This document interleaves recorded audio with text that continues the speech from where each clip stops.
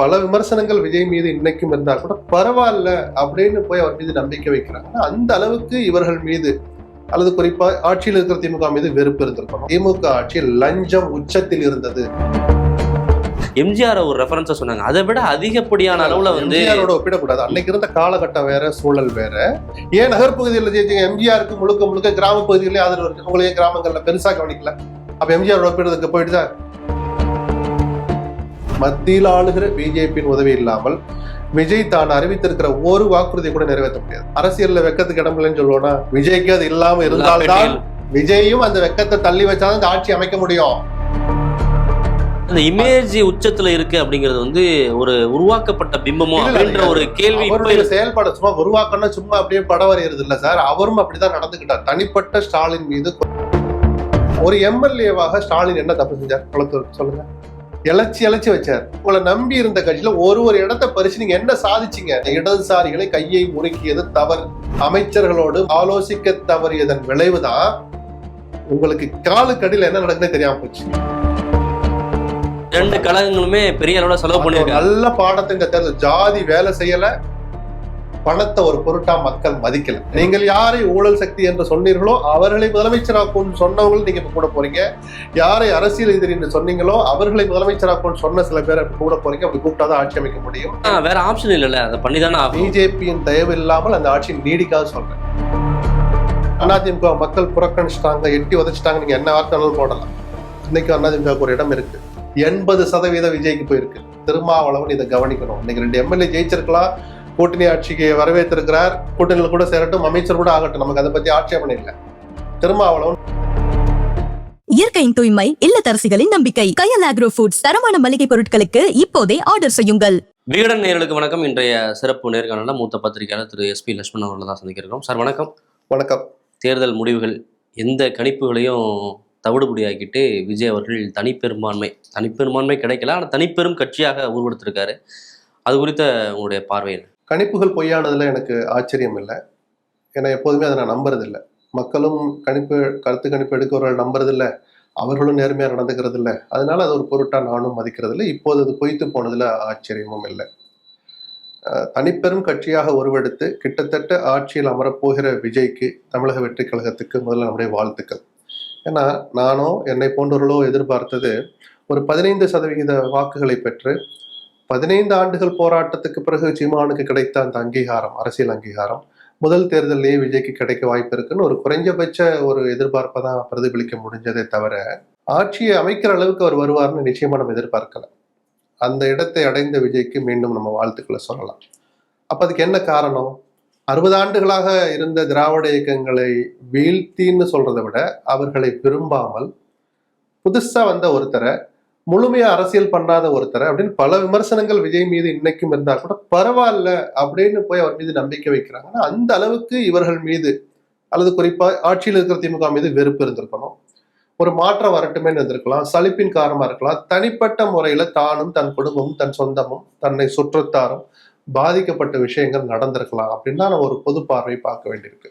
தமிழ்நாடு முழுக்க அதை எதிரொலிச்சு வட மாவட்டங்கள் எடுத்து சென்னை புறநகர்ல இருக்கிற அந்த 4 மாவட்டங்கள் சேர்த்து எடுத்துக்கிட்டா கிட்டத்தட்ட 47 தொகுதிகள்ல 35 தொகுதிகள் கிட்ட விசில் ஜெயிச்சிருக்கு. ஜெயிச்ச ஒரு தொகுதியிலையும் வாக்கு வித்தியாசத்தை பாத்தீங்கன்னா அந்த மக்களுடைய அந்த உணர்வை புரிஞ்சுக்க முடியுது. ஒரு அலை மாதிரி தான் போட்டிருக்கிறாங்க.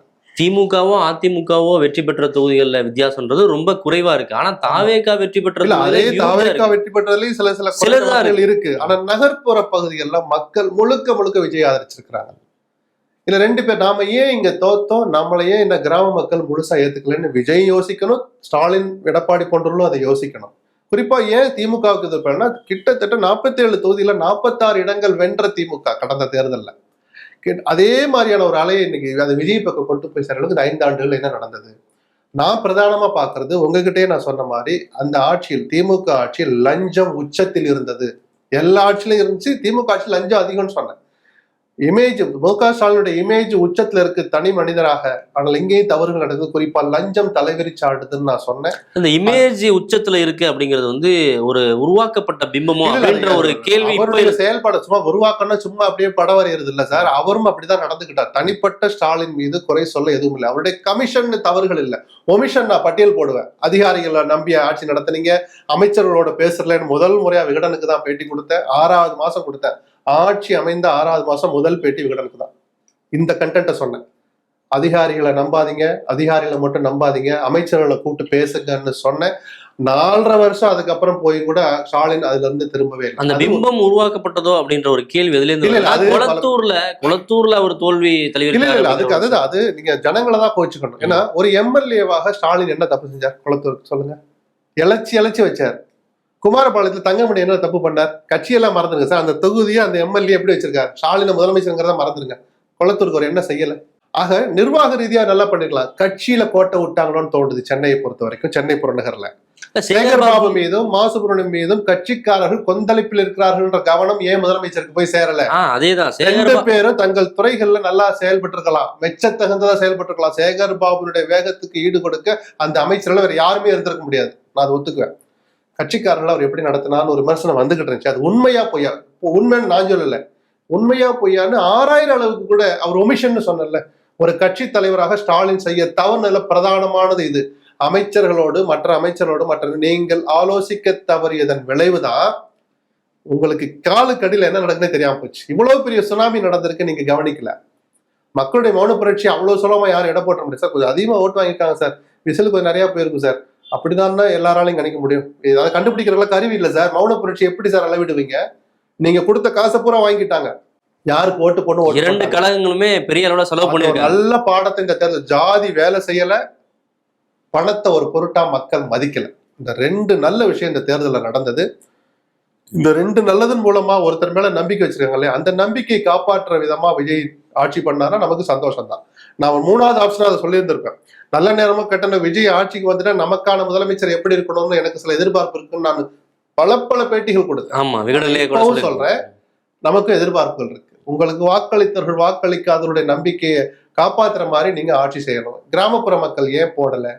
உணர்வுகளுக்கு ஆட்பட்டவர்கள், வெள்ளந்தியானவர்கள், அவங்க மனசை நம்ம நோகடிச்சிட்டோமா இல்ல இன்னும் நம்ம கவரலையா அப்படின்னா சுய பரிசோதனை பண்ணணும். பொது வாழ்க்கையில் நாம் கவனிக்கப்படுவோம். இந்த ஒற்றை வரையில 1000 அர்த்தம் இருக்கு. 2 கட்சிகள் மீதுமான அதிருப்தி இல்ல அயற்சி மாறி மாறி ஓட்டு போட்டு நம்ம வந்து அதிமுக துடை தெரியப்பட்டிருந்தா அதிமுக மக்கள் புறக்கணிச்சிட்டாங்க, எட்டி உதைச்சிட்டாங்க, நீங்க என்ன வார்த்தைனாலும் போடலாம்.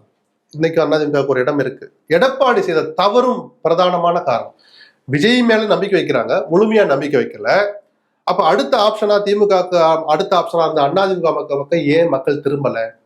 அவருடைய வாக்கு வங்கியான முக்குளத்தூர் முழுமையா கைவிட்டாங்க. திண்டுக்கலுக்கு தெற்க 4 தொகுதி தான் ஜெயிச்சிருக்காங்க. திண்டுக்கல் மாவட்டத்துல நத்தம், சங்கரங்கோயில், அம்பாசமுத்திரம், கன்னியாகுமரி. என் நினைவு சரியா இருந்தா 4 தான். அது வந்து கொங்கு மண்டலத்திலேயே அவங்க போக்கஸ் பண்ணது ஒரு காரணம் அப்படின்னு சொன்னா கூட அந்த கோயம்புத்தூர்லயே வந்து பெரிய அளவு தோல்வி செஞ்சிருக்காங்க. நான் என்ன சொன்னேன், விஜய் வந்து எல்லாருக்கும் பாதிப்பு இருக்கும், அதிமுகவுக்கு அதிகமாக இருக்கும்னு நான் சொன்னேன். வாக்கு வங்கியில அது உண்மையாயிருக்கு. சவுத்துல, டெல்டால, வெஸ்ட்ல கொங்கு மண்ணின் மைந்தன் இருக்கிற அந்த சேலத்திலேயே எத்தனை இடம் ஜெயிச்சிருக்கிறாங்க. கோயம்புத்தூர் நகர்பகுதிகள் பூரா ஏன் உங்களை கைவிட்டாங்க? அப்போ அந்த தென் மாவட்டங்கள்ல டெல்டால கொங்குல அதிமுக வாக்கு வங்கியை முழுமையா கபலீகரம் பண்ணியிருக்கிறார். வட மாவட்டங்கள்ல வாக்கு வங்கியை மட்டுமல்ல மக்களின் கோபத்துக்கும் சேர்த்து ஆளாயிருக்கிற திமுக வாக்கு வங்கியும் இழந்து மக்கள் கோபமும் சேர்ந்து விஜய்க்கு ஆதரவாக போயிருக்கு. அப்ப எல்லாருடைய இதுவும் பாதிக்கப்பட்டிருக்கு. சீமான் 8% வாங்கினார், 8+. இன்னைக்கு 4% முழுமையா தொட முடியல. 1.02 ஏதோ குறையுது. அவர் 4% பாதிக்கு பாதி குறையுது. நான் சொன்ன இளைஞர்களை கையில் வைத்திருக்கிற அத்தனை பேர் விடுதலை சிறுத்தைகளுக்கு ஆதரவு தளமாக விளங்குற பூத்ல இருந்த ஓட்டலை எடுத்து பாருங்க, 80% விஜய்க்கு போயிருக்கு. திருமாவளவன் இதை கவனிக்கணும். இன்னைக்கு 2 எம்எல்ஏ ஜெயிச்சிருக்கலாம், கூட்டணி ஆட்சிக்கு வரவேற்றிருக்கிறார், அந்த முடிவை சிலாகிச்சிருக்கிறார். அவர் கூட்டணியில் கூட சேரட்டும், அமைச்சர் கூட ஆகட்டும், நமக்கு அதை பத்தி ஆட்சேபனை இல்லை. திருமாவளவன் சுய பரிசோதனை பண்ணணும். உங்களுடைய வாக்கு வங்கி ஏன் விஜய் கிட்ட போய் சொன்னா இளைஞர்கள் இருக்கிற பூரா விஜய்க்கு போவாங்க. வாக்கு சதவீதத்தை பத்தி பேசும்போது விஜய் அவர்கள் ஆரம்ப காலகட்டத்தில் ஒரு 10% வருவார், 12% வருவார் அப்படின்ற அளவுல தான் அவரை வந்து எல்லாருமே எடை போட்டாங்க. ஒரு கட்டத்துக்கு மேல வந்து ஒரு 20% வரை வாங்குவாரு, சீட்டா கன்வெர்ட் ஆகிறதுக்கான வாய்ப்புகளே இல்லை அப்படின்ற அளவுக்கு அழுத்தம் திருத்தமா எல்லாருமே சொல்லிட்டு இருந்தாங்க. இப்போ கிட்டத்தட்ட பார்த்தோன்னா 35% ஓட்டு முதல் முறையா வந்து களம் காண்ற ஒரு கட்சி 35%. அவங்க எம்ஜிஆர் ஒரு ரெஃபரன்ஸா சொன்னாங்க. அதை விட அதிகப்படியான அளவுல வந்து எம்ஜிஆரோட ஒப்பிடக்கூடாது. அன்னைக்கு இருந்த காலகட்டம் வேற, சூழல் வேற. அவரால் சாதிக்க முடியாததை அப்படின்ற போது அந்த வார்த்தைக்கு வேணா யூஸ் பண்ணது, எம்ஜிஆரோட ஒப்பிடக்கூடாது. இல்ல அவங்க எம்ஜிஆர் மாதிரி இவர் திரும்பி வராரு. அவங்க ஆரம்பத்துல இருந்து 60 ஆண்டுகளுக்கு பிறகு ஒரு வரலாறுல படைச்சிருக்காங்க. 60 ஆண்டு கால திராவிட இயக்க ஆட்சிகளை வீழ்த்துறது அவ்வளவு சுலபம் இல்லை. அவங்க டேக்லைனே வரலாறு திரும்புகிறது அப்படின்றதான் வச்சு தாராளமா 1000 சொல்லட்டும் சார். பட் எம்ஜிஆரோட ஒப்பிட வேண்டாம்னு நான் சொல்றேன். அவருக்கு கிடைக்காத வெற்றி விஜய்க்கு கிடைச்சிருக்கு, ரைட்? அது ஒரு வரியில எடுத்துக்கலாம். முதல் தேர்தலையே தனித்து நின்று அப்படின்னு எம்ஜிஆர் முதல் தேர்தல் சந்திக்கிற கூட இடதுசாரிகள்ல ஒருத்தவங்க ஆதரிச்சதா இருக்கு. இடதுசாரிகள்ல கல்யாணத்துற மாதிரி அட்டெல்லாம் ஆதரிச்சதா சொல்லுவாங்கல்ல. விஜய்க்கு அந்த இதுவும் கூட கிடையாது. அப்படி வேணா ஒப்பிட்டு எம்ஜிஆரோட பெரிய ஆள், எம்ஜிஆரோட எல்லா வகையிலும் ஒப்பிட்டு எம்ஜிஆரோட பெரிய ஆள் சொன்னா அந்த காலகட்டம் வேற. ஏன் நகர்பகுதியில் ஜெயிச்சிங்க? எம்ஜிஆருக்கு முழுக்க முழுக்க கிராம பகுதிகளே ஆதரவு வருது. உங்களையே கிராமங்கள்ல பெருசா கவனிக்கல. நிலக்கோட்டை மாதிரி சில இடங்களை ஜெயிச்சிருக்கலாம். நீங்க முழுக்க முழுக்க ஏன் உங்களை ஆதரிக்கல? அப்ப எம்ஜிஆர் ஒப்பிடுறதுக்கு போயிட்டுதான் எம்ஜிஆருடைய ஆன்மாவே கிராமங்கள்ல தான் உறங்கி இருக்கு. கிராமத்து மக்கள் தான் அவருடைய அடிப்படை தலைமை. அதனால ஒன்னு ஒப்பிட்டா அது சரியா வராது. ஆனால் அவருக்கு கிடைக்காத வெற்றி முதல் தேர்தலையே தனிச்சு கிடைச்சிருக்குங்கிற அந்த ஒரு வரியை கடந்து வந்துட்டா இந்த வெற்றி எப்படி தக்க வச்சுக்கணும் அப்படின்றதுக்கு இன்னும் சவாலான காலகட்டங்கள். ஏன்னா முழு தனி பெரும்பான்மை கிடைக்கல. அப்போ 2 அணிகளிலும் தான் யாரை எதிரியாக சொன்னோமோ, கொள்கை எதிரியாக, அரசியல் எதிரியாக, ஊழல் சக்தியாக யாரை அடையாளப்படுத்தினோமோ அந்த சக்திகளாகவும் அந்த சக்திகளோடு கூட்டணி வைத்த பலரை நீங்க இப்ப கூப்பிட வேண்டிய கட்டாயம் இருக்கு. இதுதான் தேர்தல் அரசியல். தூய ஆட்சி பெருசாலாம் பண்ண முடியாது. நீங்கள் யாரை ஊழல் சக்தி என்று சொன்னீர்களோ அவர்களை முதலமைச்சராக்குன்னு சொன்னவங்களும் நீங்க இப்ப கூட போறீங்க. யாரை அரசியல் எதிரின்னு சொன்னீங்களோ அவர்களை முதலமைச்சராக்குன்னு சொன்ன சில பேரை இப்ப கூட போறீங்க. அப்படி கூப்பிட்டாதான் ஆட்சி அமைக்க முடியும். அந்த ஆட்சி எவ்வளவு நாள் நீடிக்கும்னு ஒரு கணக்கு இருக்கு. ஆனா வேற ஆப்ஷன் இல்லைல்ல, அதை பண்ணிதானே ஆகும். பிஜேபியின் தயவு இல்லாமல் அந்த ஆட்சி நீடிக்காது சொல்றேன். நிரூபிப்பார், ஆட்சி அமைப்பார், தாராளமா செய்யட்டும். தமிழ்நாட்டு நலனுக்கு அதுதான் நல்லது. ஸ்டெபிலிட்டியான கவர்மெண்ட் தான் நல்லது எந்த மாநிலத்துக்கும். ஒரு தமிழனா நாமளும் அதை தான் விரும்புறோம். பிஜேபி எவ்வளவு நாள் அதை அனுமதிக்கும் அப்படின்னு ஒண்ணு இருக்கு. இது ஒரு ஆப்ஷன். சின்ன சின்ன கட்சிகளை கூப்பிட்டு பேச போறார். அதை நம்பிதான் ஆளுநருக்கு கடிதம் அனுப்பியிருக்காங்க. 2 வாரத்தில் நாங்கள் நிரூபிப்போம் அப்படின்னு. 2வது ஆப்ஷன், பிஜேபியினுடைய உதவி இல்லாமல், மத்தியில் ஆளுகிற பிஜேபியின் உதவி இல்லாமல் விஜய் தான் அறிவித்திருக்கிற ஒரு வாக்குறுதியை கூட நிறைவேற்ற முடியாது. பினான்சியல் சம்பந்தப்பட்ட விஷயங்கள்ல எல்லாமே நிதி சம்பந்தப்பட்டதானே. திமுக தொடர்ந்து குற்றச்சாட்டா முன் வச்சது வந்து மத்திய அரசு வந்து எங்களுக்கான நிதியை வந்து போதுமான அவங்க அரசியல் ரீதியா எதிர்நிலை எடுத்தாங்க. நாம கொஞ்சம் அனுசரணையா போய் தமிழ்நாட்டுக்கு வேணும் நிதியை பெறுவோம்னு விஜய் ஒரு முடிவு எடுத்தால் அவர் செய்ய வேண்டிய அடுத்த ஆப்ஷன், செய்ய வாய்ப்பு இருக்கிறதும் கூட அதிமுகவோடு போஸ்ட்போல் அலையன்ஸ் பண்றது. அங்க ஆல்ரெடி பிஜேபியும் இருக்கு. ஒரு எம்எல்ஏ ஜெயிச்சிருக்காரு, நமக்கு ஒரு மந்திரி கிடைக்குதுன்னா பிஜேபியும் அது அதிமுக கூட்டணியோட வந்து ஆமா அந்த அணியோடு போஸ்ட்போல் அலையன்ஸ் சார். இயல்பா எல்லா மாநிலங்களையும் நடக்கிறது. கவர்னர் அதைத்தான் பார்ப்பார். உங்களுக்கு எந்த வகையில மெஜாரிட்டி இருக்கு எனக்கு சொல்லுங்கன்னு சொல்லுவார். அது 2வது ஆப்ஷன். அந்த 2வது ஆப்ஷன் நடக்கல, விஜய் நிரூபிக்க முடியல அப்படின்னா 3வது ஆப்ஷன், திமுகவும் அதிமுகவும் தங்களுக்குள்ள ஒரு உறவை ஏற்படுத்திக்கிறாங்களா, வெளியில இருந்து ஒருத்தர் ஆதரிக்கிறது தெரியாது. எல்லாம் ஆப்ஷன் ஆக்வர்டா இருக்கும். ஆனா வந்து கூட்டணியா தானே உங்களுக்கு மெஜாரிட்டி பண்ண முடியும். அது திமுகவும் அதிமுகவும் தனிப்பட்ட வகையில வென்றிருக்கக்கூடிய சீட்டை வந்து அதைத்தான் சார் சொல்றேன். 2 பேரும் போஸ்ட்போல் அலையன்ஸ் சட்டம் அனுமதிக்கிறது. புரியுதுங்களா சொல்றது? அதுல அசிங்கமா சில காரணங்கள்லாம் இருக்குவா. எப்படிப்பா அப்படிலாம் கேட்கலாம். அரசியல்ல வெக்கத்துக்கு இடமில்லைன்னு சொல்லுவோம்னா விஜய்க்கு அது இல்லாம இருந்தால்தான் விஜயும் அந்த வெக்கத்தை தள்ளி வச்சாதான் இந்த ஆட்சி அமைக்க முடியும். ஊழல் சக்தியோடு இருந்த உங்களோடு எங்களுக்கு ஒட்டோ உறவோ இல்லைன்னு தள்ளி வச்சாலோ, உங்களை நாங்கள் அரசியல் எதிரின்னு சொன்ன, கொள்கை எதிரின்னு சொன்ன அவங்களோட நீங்க இருந்தீங்க, அவங்களோட ஒட்டோ உறவோ இல்லைன்னு விஜயால சொல்ல முடியுமா? முடிஞ்சா ஆட்சி அமைக்க முடியுமா? இப்ப புரியுதுல, அரசியல்ல வெக்கத்துக்கு இடம் இல்லைன்னு. விஜய்க்கும் வெக்கம் இருக்கக்கூடாது, தள்ளி வச்சாதான் ஆட்சி அமைக்க முடியும். அந்த ஆட்சி எவ்வளவு நாள் நீடிக்குங்கிற சந்தேகம் இருக்கனால 2வது ஆப்ஷன் சொல்றேன். அதுவும் நடக்கலைன்னா 3வது ஆப்ஷன் தான். அந்த 2 பேரும் நினைக்கிறாங்களா இல்ல பிஜேபி ஏதாவது சித்து விளையாட்டு பண்ணி இந்த குழப்பத்தை நீட்டிப்போம் அப்படின்னு சொல்லி கவர்னர் ஆட்சியை கொண்டு வர்றாங்களா ஒரு ஸ்டேஜுக்கு அப்புறம். பல விஷயங்கள் இருக்கு. ஆனாலும் இப்ப நம்ம சொல்ல வேண்டிய இன்னைக்கு இருக்கிற கண் முன்னால் இருக்கிறது, ஆட்சி அமைக்கிறதுக்கு விஜய்க்கு வாய்ப்பு இருக்கு. பெரும்பான்மை நிரூபிக்கிறது அப்புறம் தான். அவர்களுடைய வாழ்த்துக்களை மீண்டும் சொல்லுவோம். நல்லபடி ஆட்சி செய்யுங்க. பொது வாழ்க்கையில் உங்களை மக்கள் கவனிப்பார்கள் அப்படிங்கிறத ஒரு நாள் கூட நீங்க மறக்க கூடாது. காங்கிரஸ் வந்து ரொம்ப தயாரா இருக்காங்க. திமுக கூட்டணி வந்து ரொம்ப ஸ்ட்ராங்கா இருக்கு. பெரிய கட்சிகள்லாம் இருக்காங்க. அதிக அளவிலான கட்சிகள் வந்து திமுக கூட இருக்காங்கன்ற ஒரு பேசுபொருள் தொடர்ந்து அந்த இருந்துட்டே இருந்துச்சு. பிம்பம் தேர்தலுக்கு முன்பாகவே கொஞ்சம் உடைஞ்சிருச்சுன்னு நான் இப்ப சொல்றது தப்பா போயிடும். கிராக் விட்டுச்சுங்கிறத உலகமே பார்த்துச்சு. உடைய போகுது அப்படிங்கிறத எல்லாருமே பார்த்துட்டோம். அது நல்லது இல்லை, தேர்தல் அரசியலுக்கு அது நல்லது இல்லைன்னு நம்ம ஆரம்பத்திலையும் பேசினோம்.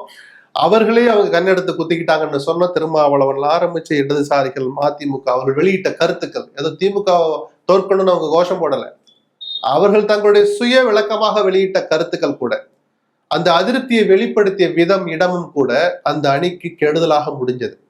அது ரைட் ஃப்ரம் டே ஒன் திமுக தான் முதல்ல தப்பு பண்ணுச்சு. அந்த கூட்டணி பேச்சுவார்த்தைகள் அந்த குழு அமைக்கிறதுல ஏதோ தாமதம் பண்ணாங்க ஒண்ணு. ஏன்னா காங்கிரஸ் கெஞ்ச தாமதம் பண்ணாங்க ஒண்ணு. இடதுசாரிகளை அவ்வளவு கையை முறுக்கி இருக்க கூடாது. இடதுசாரிகள் இல்லாதனால சார் இன்னைக்கு அப்படிலாம் நான் பொய் சொல்ல விரும்பல. பொதுமக்கள் பேசுற விதம், அந்த கூட்டணியினருக்கு நம்பிக்கை ஏற்படுத்துறது, உற்சாகத்தை குறைக்கிறதுல இதெல்லாம் சில காரணிகள். கடைசி நேரத்துல ஒரு சீட்டை கொடுத்துட்டா என்ன சார் குறைஞ்சு போச்சு? கடைசி நேரத்துல தேமுதிக உள்ள கொண்டு வந்தாங்க. அதை கூட நீங்க ஒருத்தர் ஏன் சேர்த்தீங்கன்னு நம்ம சொல்லக்கூடாது. இருக்கிற கட்சிகளை, உங்களை நம்பி இருந்த கட்சியில ஒரு இடத்தை பறிச்சு நீங்க என்ன சாதிச்சீங்க? நான் இப்ப கேட்கல, தேர்தலுக்கு முன்னாடி கேட்டேன். இடதுசாரிகளை கையை முறுக்கியது தவறு. அதனால அவங்க ஆதரவை இழந்தார்கள் நான் சொல்லல. அந்த இமேஜ் ஒருத்தரா ஒரு செங்கல்லா உருவனதுல அது ஒரு செங்கல்னு நான் சொன்னேன். பிரேமலதாக்கு கொடுத்த எண்ணிக்கை, அது கொடுக்கப்பட்ட விதம், அதை விட அதிகமா கூட ஒரு தகுதியானவராக இருந்திருக்கலாம். அந்த நம்பரை வெளிப்படுத்தின விதமும் சக தோழமை கட்சிகளை காயப்படுத்தியதும் நிஜம். பல காரணம். அது அவங்க வெளிப்படையாவே அதை வெளிப்படுத்தினாங்க. அதிமுக பாமக கூட்டணி இருக்கு இல்லையா, அது இந்த முறை ரொம்ப நல்லா வேலை செஞ்சிருக்கு. இவங்க ஓட்டு அவங்களுக்கு டிரான்ஸ்பர் ஆயிருக்கு, பாமக ஓட்டு அதிமுக டிரான்ஸ்பர் ஆயிருக்கு. நீங்க எடுத்து பாத்தீங்கன்னா அவங்க ஜெயிச்சதெல்லாம் பாமகவினுடைய வலுவான ஏரியாக்கள்ல பாமக பெல்ட்ல ஃபுல்லாவே அதிமுக நல்லா பெர்ஃபார்ம் பண்ணிருக்காங்க. இழப்ப திமுக அனுபவிச்சது. விஜயனுடைய சூறாவளியும் சேர்ந்துதான் சென்னையை சுற்றி எடுக்கங்களா மார்ஜின் 50,000 60,000 70,000 போனதுக்கு காரணம் திமுக வாக்கு வங்கி இழந்தது. அந்த ஜெல்லாச்சு திமுக அணியில அந்த ஓட்டு டிரான்ஸ்பர் ஆகல. குறிப்பா காங்கிரஸ் ஓட்டு டிரான்ஸ்பர் ஆகல. விடுதலை சிறுத்தைகள் வாக்குகள் மிக பெரும்பான்மையா விஜய்க்கு தான் போயிருக்கு. ஓகே, அந்த வகையில பார்த்தா அதிமுக கூட்டணி ஸ்ட்ராங்காவே இருந்திருக்கு. அவங்களுடைய கூட்டணி கட்சியில ஒழுங்கா வேலை பார்த்திருக்காங்க அப்படின்னு பார்க்க முடியுமா? இல்ல, கூட்டணியில பெரிய சலசலப்பு அவங்க வெளியில காட்டல. ஆனா ஓட் பேங்க் அவங்க இழந்த காரணம் அவருடைய மெயின் ஓட் பேங்க் முக்குளத்தோர் தான் சார். எடப்பாடி தான் சார் இந்த 100க்கும் மேற்பட்ட தொகுதியில டெபாசிட் போச்சு சார். அதிமுக வரலாற்றில் இல்லாத படுதோல்வி சார். அது நீங்க நம்பரை பார்த்தா கௌரவமா இருக்கும். அந்த அணி 53 இடங்களை வென்றது. இவங்க 40+ தொகுதிகளில் ஜெயிச்சிருக்காங்க. ஏன்னா 66, இப்ப 40+, ஒரு 20 தான் குறைஞ்சிருக்கு நீங்க சொல்லி சப்ப கட்டலாம். ஆனா மக்கள் ஏன் விஜய் நோக்கி போனாங்க? ஒரு மாற்றம் வரணும்னு விரும்புறாங்க. ஏன் விஜய் கிட்ட மட்டும் போனாங்க? எடப்பாடி யோசிக்கணும். ஒரு வருஷமா சொல்றோம்ல சார், இந்த கட்சி ஒன்னா இருக்கணும்னு. எடப்பாடி செய்த தவறு தான் ஒரு ஒட்டுமொத்த சமூகத்தை அவர் இழந்தார். தாவேகாவோட கூட்டணி அமைச்சிருக்கலாம். இதெல்லாம் கூட செகண்டரி. உங்க கட்சியை முதல்ல வலுவாக்குனீங்களா? நான் எந்த நிபந்தனையும் எனக்கு கிடையாது, என்னைய சேர்த்துக்கங்கன்னு ஓபிஎஸ் கெஞ்சின போது ஒரு புறந்தள்ளினார். அவர் வெளியே போனனால வைத்திலிங்க வெளியே போனார். இந்த ஒற்றுமை நடக்காதனால செங்கோட்டையை முன்னாடியே வெளியே போனார். மனோஜ் பாண்டிய வெளியே போனார். ஏசிடி பிரபாகரன் போனார். இவங்க எல்லாரும் இன்னைக்கு எம்எல்ஏ ஆயிட்டாங்க. எந்த எம்எல்ஏ?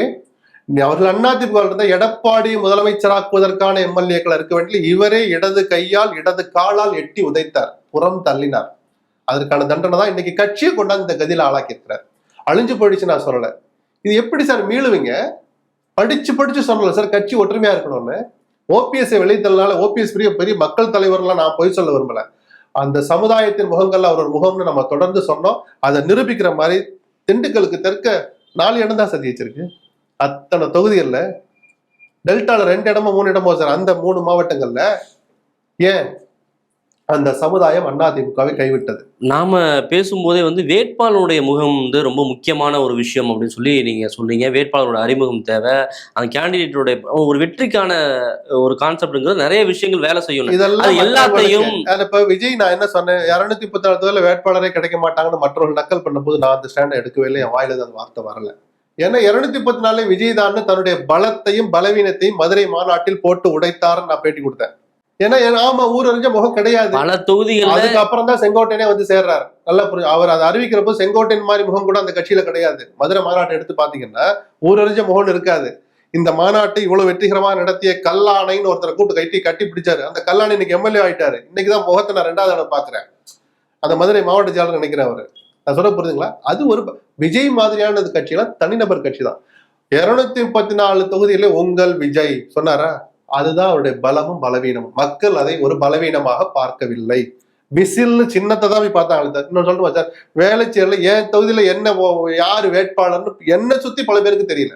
விவரம் தெரிஞ்சவங்களுக்கு தெரியல. வேலைச்சேரி மட்டும் இல்ல, தமிழ்நாடுல பல தொகுதிகள்ல யார் வேட்பாளர்னே தெரியல. பத்தி கவலைப்படல, சின்னத்தை பார்த்தாங்க. அதுல பலவீனமும் இருக்கு. இதை பார்த்து நல்ல எம்எல்ஏக்களை இழந்தாங்க. ஸ்டாலின, குமாரபாளையத்துல தங்கமணின்னு பல பேர் நீங்க சுட்டி காட்டலாம். மக்கள் அதை யோசிக்க தவறிட்டாங்க. அது தனிப்பட்ட சின்ன மிஷன் சொல்ல, அவங்க பார்வை வேற மாதிரி இருந்துச்சு. ஒரு மாற்றம் வேணும், இவங்க வேண்டாம் அப்படின்னு அந்த பார்வை நகர்ப்புற மக்கள் மத்தியில் அதிகமா இருந்தது. காரணம் லஞ்சம் சார்.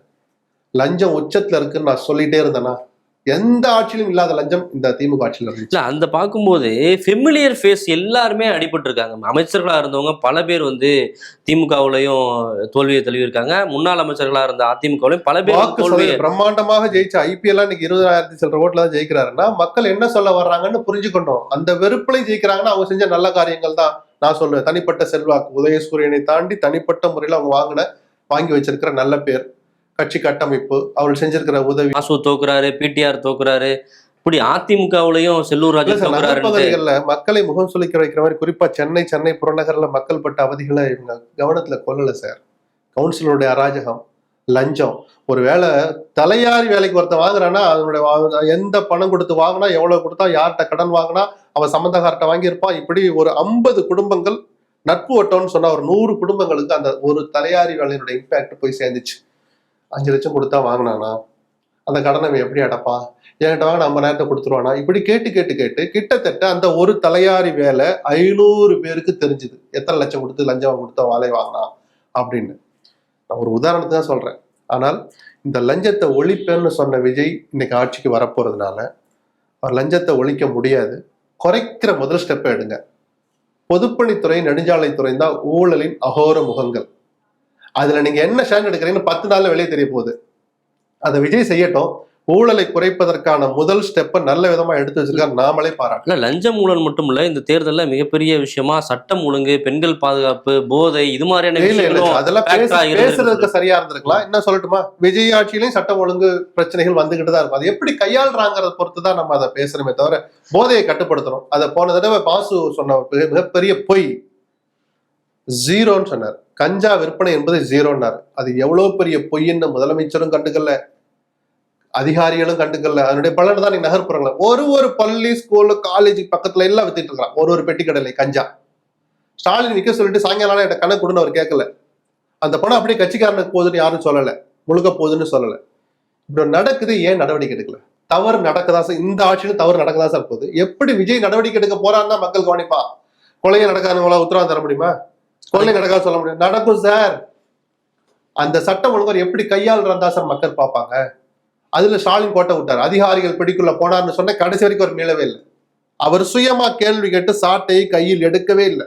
ஒரு பக்கம் நல்ல ஆட்சி கொடுத்தாரு அப்படின்ற ஒரு முகம், நல்ல திட்டங்கள் இருந்தது. கொளத்தூர்ல அற்புதமான எம்எல்ஏவா செயல்பட்டார். யாரையும் மறுக்கல. வெச்சத்தகுந்த அளவுல தனி மனிதராக பெருந்தன்மையை பல நேரங்கள்ல காட்டினார். அதுல இன்னைக்கு எந்த மாறுபட்ட கருத்து கிடையாது. கட்சியை கட்டுப்பாட்டுல வச்சிங்களா நீங்க? சர்வாதிகாரியாக மாறுவேன்னு சொன்னீங்களே, அதிகாரியாக கூட மாறலன்னு நான் இன்னைக்கு உங்கள்கிட்ட பார்த்தா அதோட சொல்றேன். ஆட்சி இருக்கும் போதுன்னு சொன்னேன்.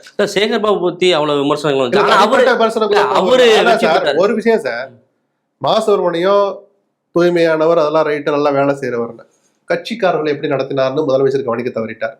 சேகர் பாபு அது மாதிரி. சேகர் பாபு மாதிரி உழைக்கிறதுக்கு அந்த மினிஸ்ட்ல யாருமே அவ்வளவு உழைப்பு. செந்தில் பாலாஜிக்கு யார் கூட சொல்லலாம். அவர் ஒரு ஆங்கிள் வச்சாருன்னா இவர் துறை ரீதியா இவர் சுத்தாத சுத்து இல்லை. கட்சி எப்படி நடத்தினார்னு குறைஞ்சபட்சம் ஒரு ஆலோசனை நடத்த தவறிட்டார். மாசு ஒரு போர்டு எழுதி வைக்கிறார் வீட்டுல, டாக்டர்கள் இங்கே வரக்கூடாது, பணி மாறுதல் சம்பந்தமாக வீட்டுக்கு வந்தா நடவடிக்கை எடுப்பேன்னு ஒரு போர்டு எழுதி வைக்கிறார். இது ஒரு ஆங்கிள் பார்த்தா தூய்மையான நிர்வாகமா தெரியலாம். அந்த டாக்டர் வேற எங்க சார் போவாரு? உயர் அதிகாரியிடம் சொல்லாமல் நேரடியாக அமைச்சரை சந்தித்தால் நடவடிக்கை எடுப்பேன்னு போர்டு எழுதி வச்சிருந்தார் சார் வீட்டுல. நான் படிச்சிருக்கேன் சார். அவர் எழுதி வச்ச சட்டவிரோதம் இல்லை. எவ்வளவு காயப்படுத்தணும் யோசிக்க வேண்டாமா? அந்த டாக்டரை பழி வாங்கணும் தான் ஒரு ஊர்ல போட்டு வச்சிருக்கிறான், அல்லது அவன் தனக்கு மேல இருக்கிற ஒரு டிடியோ ஜேடியோ நம்மளை பழி வாங்குறான்னு சொல்லி ஒரு அந்த டிடி கிட்ட பெர்மிஷன் வாங்கினா எப்படி சார் அனுமதி கொடுப்பாரு? நேர்மையின் முகமா காட்டிக்கிறது. கட்சிக்காரனை எவ்வளவு பாதிச்சு தெரியுமா? Teacher transfer, nurse transfer sir. இந்த 2 தான் சார். நான் அந்த விவகாரங்கள் தெரிஞ்சனால, அடிமட்டத்துல இருந்து வந்த பத்திரிகையாளர்கள் அவனோட காது தெரிஞ்சனால, விஷயங்கள் காதுக்கு வரனால சொல்றேன். ஒரு நர்ஸ் டிரான்ஸ்பரோ ஒரு டீச்சர் டிரான்ஸ்பரோ அந்த மொத்த கிராமமே பேசும். கடந்த ஆட்சியில் எப்படி நடந்துச்சுன்னு கொஞ்சம் விசாரிச்சு பாருங்க. நான் இந்த போர்டு விஷயத்துக்கு வரேன். எத்தனை டாக்டர்கள் அது காயப்படுத்தி இருக்கோம். ஒரு நாளைக்கு 100 மக்களை, சாதாரண பொதுமக்களை சந்திக்கிற அரசு மருத்துவரை நீங்க காயப்படுத்துனீங்க. அந்த விளைவு மவுத் பிரபகண்டா மாதிரி போய் சேர்ந்துச்சு. இது ஏன் முன்னாடியே இதெல்லாம் நம்ம பேசலங்க? சொல்றவங்க சொல்லிக்கிட்டா சார் இருந்தாங்க. முதலமைச்சர் செய்த தவறு சார் அது. நல்ல மனுஷரா ஒரு பக்கம் இருந்துகிட்டே போனார், இன்னொரு பக்கம் அவர் அப்படி குதிரைக்கு கட்டின மாதிரி இப்படியே வச்சிருந்தாங்க. பல விஷயங்கள் அவருடைய உடல்நிலையும் அவருக்கு ஒத்துழைக்காம இருந்திருக்கலாம். பட் அப்படி ஒண்ணு இல்லை, ஆக்டிவா தான் இருந்தார். சொல்ல சொல்ல அவர் கவனத்துக்கு போகாம சிலர் தடுத்துட்டாங்களோன்னு ஒரு விமர்சனம் இருக்கு. அதை தாண்டி நல்ல நல்ல திட்டங்கள் வந்தது. இதையெல்லாம் தாண்டி மக்கள் மாற்றத்தை எதிர்பார்த்திருக்காங்கிறதையும் மறக்கும். இந்த மாற்றம் அப்படின்னு சொல்லும்போது எந்த ஃபேக்டரும் வழக்கமா இருக்கக்கூடிய இந்த தேர்தலுக்கான எந்த ஃபேக்டரும் வேலை செய்யாம, பணம், அரசியல், ஜாதி வேலை செய்யறது சாதி, ஒரு நல்ல மதம். விஷயம். பணம் வேலை செய்யல, அது ஒரு நல்ல ஜனநாயகத்துக்கு கிடைத்த 2 விஷயம் இந்த தேர்தல்ல. பணபலம் வேலை செய்யல, ஜாதி வேலை செய்யல. ஏன்னா ஜாதி கடந்துதான் விஜய்க்கு மக்கள் ஓட்டு போட்டிருக்காங்க. சிறுபான்மையினர் அப்கோர்ஸ் அதுல தப்பும் இல்லை. கிறிஸ்தவர்கள் பெருவாரியா முதல் முறையா ஒரு பூரிப்போட ஓட்டு போட்டிருப்பாங்க. ஆனா கன்னியாகுமரியில பெரிய அளவுல அவங்க வந்து வெல்லவே இல்லை தாவேகா. இல்ல ஆனா தூத்துக்குடியில, நாகர்கோயில்ல, இது திருநெல்வேலியில, மற்ற இடங்கள்ல எல்லாம் ஜெயிச்சிருக்க பார்த்தா பெரம்பூர் வரைக்கும் மாதவர் அம்பத்தூர்ல கிறிஸ்தவர்கள் மிக பெருவாரியாக வாக்களித்ததும் திமுக இந்த வாக்கு இழந்ததுக்கு ஒரு முக்கியமான காரணம். ஓகே, இப்ப தாவேகாவுக்கு இருக்கக்கூடிய சவாலா என்ன பாக்குறீங்க? இந்த நம்பரை முதல்ல 118 கொண்டு வரணும். எப்படி கொண்டு வந்தாலும் அது எவ்வளவு நாளைக்கு நீடிக்கும்னு ஒரு கேள்வி இருந்துகிட்டே இருக்கும். அப்ப அதுக்கு நிரந்தர தீர்வு என்ன பண்ண போறாங்க? 2வது கேள்வி, மத்திய அரசோட எப்படி அனுசரணையா போக போறார்? கொள்கை எதிரின்னு சொல்லியிருந்தார். மதவாத அரசியல் பண்ற பிஜேபின்னு ஒரு விமர்சிச்சிருந்தார். இது வழக்கமா சொல்றதுதான். ஆட்சியில் அமர்ந்த பிறகுதான் அந்த வழி என்னன்னு தெரியும் விஜய்க்கு. வெளியில இருந்து 1000 பேசிருக்கலாம். இல்ல பல பேர் அவர் பல சமரசங்களை செய்ய வேண்டிய கட்டாயம் வரும். அவருக்கு அங்க உட்கார்ந்தாதான் தெரியும், ஓ இப்படி எல்லாம் செய்யணும் போல இருக்குன்னு. அவரும் இந்த அரசியலையும் கத்துக்கட்டும் அவரு. ஏன்னா முதல் தேர்தலையே ஆட்சியை பிடிக்கிற போது இந்த சவாலான ஒரு கூட்டணி அரசியலையும் அவர் சமாளிக்க வேண்டியது. கூட்டணி அரசுல நான் இடம் தருவேன்னு பெருந்தன்மையா சொன்னார் மதுராந்தக முதல் மாநாட்டிலேயே. நான் இவ்வளவு கம்ஃபர்டபுளா இருந்து கூட்டணியில இடம் தர்றதுக்கும், இப்ப அவனுக்கு என்ன துறப்பா கொஞ்சம் சொல்லுப்பா அப்படின்னு கொஞ்சம் ரெக்வஸ்ட் பண்ணி ஒரு மாதிரி பேச்சுவார்த்தையை டைட்டா நடத்தி கோயலிஷன் நடத்துறதுக்கும் வித்தியாசம் இருக்கு. இப்ப நெருக்கடியா இருக்கும். கண்டிப்பா நெருக்கடி இருக்கும். அந்த நெருக்கடியை அவர் சமாளிக்கணும் நம்ம வேண்டிப்போம். ஏன்னா விஜய்க்காக இல்ல, தமிழ்நாட்டு நலனுக்காக ஒரு நிலையான அரசு இருக்கிறது நல்லது. பிஜேபியுடைய ஒத்துழைப்பு எல்லா வகையிலையும் தேவை தமிழ்நாட்டுக்கு. ஒண்ணு இந்த அமைய போற ஆட்சியை நிம்மதியா நடக்க விடணும். இனிமேலும் தமிழ்நாட்டை பாராமுகமா இது நாள் வரைக்கும் பார்த்தது மாதிரி 26 இடங்கள்ல நம்மளை ஏன் மக்கள் புறக்கணிச்சாங்கிற அந்த பாடத்தை கத்துக்கிட்டாவது தமிழ்நாட்டை இனிமேல் மதிக்க கத்துக்கொண்டு பிஜேபி. அது விஜய் இருக்கிறாரோ யார் இருக்கிறாங்களோ, தமிழ்நாட்டை நம்ம புறக்கணிக்க கூடாதுங்கிற அந்த எண்ணம் இனிமேலாவது பிஜேபிக்கு வருதான்னு பார்ப்போம். இந்த போட்டி தாவேக்காக்கும் திமுகவுக்கு தான் விஜய் சொன்ன போது நம்ம என்ன சொன்னோம்? அது நடந்து நிரூபணமாகிற வரைக்கும் எனக்கு தெரிஞ்சு திமுக அதிமுக தான் போட்டின்னு நானும் தான் சொன்னேன். இப்ப நிரூபிச்சாரா? இனிமேல் நான் விரும்பல, என்னால அது பேசாம இருக்க முடியுமா? ஆமா, போட்டி தாவேக்காவுக்கும் திமுகவுக்கும் தான் இருந்திருக்குது. அதனாலதான் அதிமுக 3ஆம் இடம் போச்சுன்னு ஆவணப்பூர்வமா ஆதாரம் இருக்கு. இனிமேல் ஒத்துக்கிட்டு தானே சார் ஆகணும். இது நடக்காத போது, நடக்கும்னு ஒருத்தர் சொல்லும் போது எல்லாரும் ஏத்துக்கணும்னு எப்படி நம்ம எதிர்பார்க்க முடியும்? இப்ப சட்டமன்றத்துக்குள்ள ஃப்ரெஷ் ஃபேஸஸ் வந்திருக்காங்க, இளைஞர்கள், புதிய தலைமுறையினர் பல பேர் வந்து உள்ள வந்திருக்காங்க. ஆனால் கிட்டத்தட்ட 130 பேர் அல்லது குறைஞ்சது 100 பேர் அனுபவமான ஆட்கள் உள்ள போறாங்க. பல முறை எம்எல்ஏக்களா இருந்தவங்க, மந்திரியா இருந்தவங்க, முதலமைச்சரா இருந்தவங்க எல்லாம் உள்ள போறாங்க. ஓபிஎஸ் உள்ள போறாருல, புரியுதுங்களா? தாவேகாவில இல்ல, அந்த தாவேகாவினருக்கு இந்த அனுபவம் உள்ள எதிர்கட்சியினரும் நல்ல ஆலோசனை வழங்குவாங்க, நம்ம எதிர்பார்க்கலாம். வழங்கணும்னு நான் கேட்டுக்கிறேன். ஓகே சார், பொறுத்திருந்து பார்ப்போம் என்ன நடக்குதுன்னு. உங்க நேரத்துக்கு நன்றி சார். நன்றி. இயற்கையின் சுவையும் ஆரோக்கியத்தின் நம்பிக்கையும் கயல் ஆக்ரோ ஃபுட்ஸ். செக்கை எண்ணெய் முதல் சிறுதானியங்கள் வரை உங்கள் குடும்பத்திற்கான முழுமையான தேர்வு. மேலும் தகவல்களுக்கு அழையுங்கள் 9384788000.